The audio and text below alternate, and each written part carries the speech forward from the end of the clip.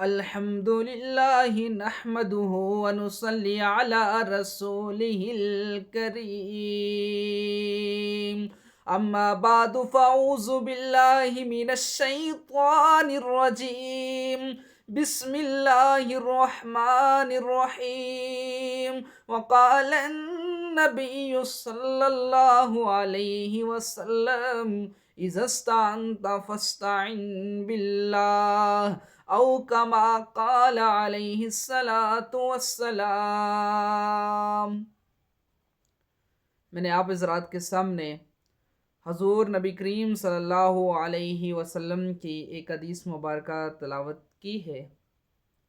اس حدیث میں رسول اکرم صلی اللہ علیہ وسلم تمام مسلمانوں مومنوں سے مخاطب ہو کر کہتے ہیں کہ اے لوگو، جب تم مدد مانگو اللہ ہی سے مدد مانگو، کیونکہ اس کے علاوہ کوئی مددگار نہیں، اس کے علاوہ کوئی مشکل کشا نہیں، اس کے علاوہ کوئی حاجت روا نہیں، اس کے علاوہ کوئی بیڑے پار کرنے والا نہیں، اس کے علاوہ کوئی امیدیں پوری کرنے والا نہیں، اس کے علاوہ کوئی مشکلات دور کرنے والا نہیں۔ ایاک نعبد و ایاک نستعین، اے اللہ ہم تیری ہی عبادت کرتے ہیں اور تجھ ہی سے مدد مانگتے ہیں۔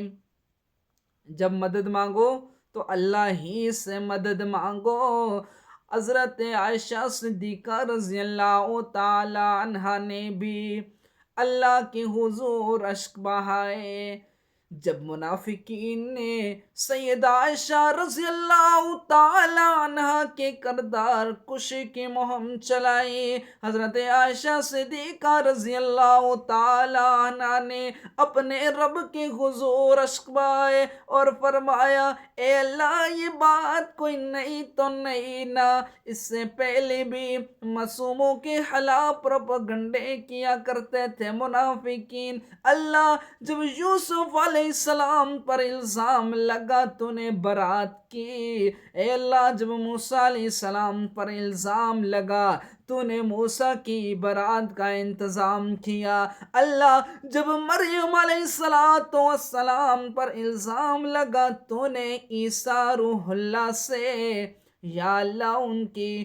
برات کا انتظام کیا۔ اے اللہ، آج تیرے محبوب کی عائشہ تیرے سامنے اشک بارے، اے اللہ تو اس کی برات کا انتظام بھی کر۔ اسی لیے مشکلات میں مدد اور حاجت روا کون؟ اللہ، صرف اللہ ہی سے مدد مانگو، صرف اسی کے سامنے سر جھکاؤ، صرف اسی کے سامنے عبادت کرو، صرف اسی کے سامنے سجدہ ریز ہو۔ اللہ کے علاوہ کسی نبی کے آگے، کسی ولی کے آگے، کسی کتب کے آگے، کسی ابدال کے آگے اللہ رب العزت نے سجدے کی اجازت نہیں دی۔ اللہ کے رسول نے فرمایا: لعنت ہو یہودیوں پر، عیسائیوں پر۔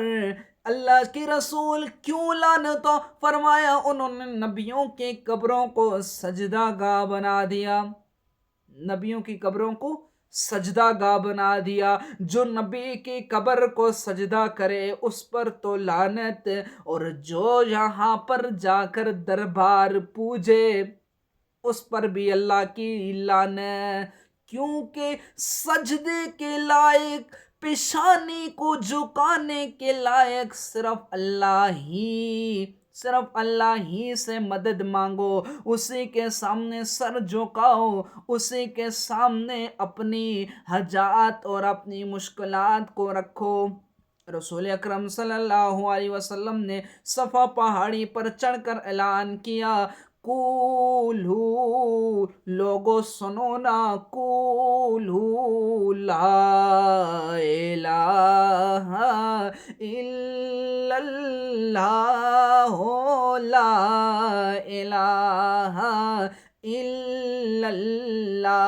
ये कलमा जो फरआन की चोटियों से गूंजा, फरआन की चोटियों से गूंजा, सऊदी अरब के सराहों से टकराता हुआ, या गल के तरबला कोट के पहाड़ों से टकराता हुआ हम तक पहुंचा। क्या ला इलाहा इल्लल्लाह हो, ला इलाहा इल्लल्लाह। अल्लाह तेरे सिवा कोई इबादत के लायक नहीं, अल्लाह तेरे सिवा कोई सजदे के लायक नहीं, अल्लाह तेरे सिवा किसी से दुआ ना मांगे।